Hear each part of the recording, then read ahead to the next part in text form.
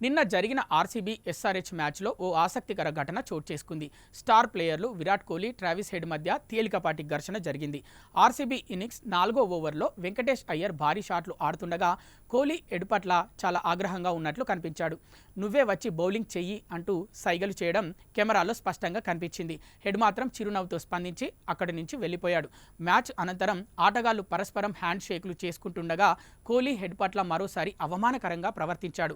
Comments Abhishek శర్మలతో మాట్లాడి head వద్దకు వచ్చేసరికి మాత్రం ఎలాంటి స్పందన లేకుండా ముందుకు సాగిపోయాడు. కోహ్లీ ఇలా చేయడం అభిమానుల దృష్టిని ఆకర్షించింది.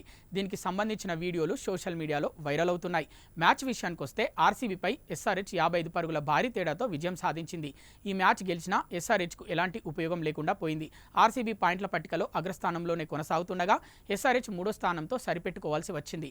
2వ స్థానంలో గుజరాత్ నిలిచింది. మిగిలిన 4వ బెర్త్ కోసం రాజస్థాన్, పంజాబ్, కేకేఆర్, ఢిల్లీ మధ్య పోటీ కొనసాగుతోంది.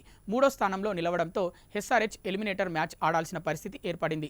ఆర్సీబీ, గుజరాత్ క్వాలిఫైయర్ 1లో తలపడతాయి.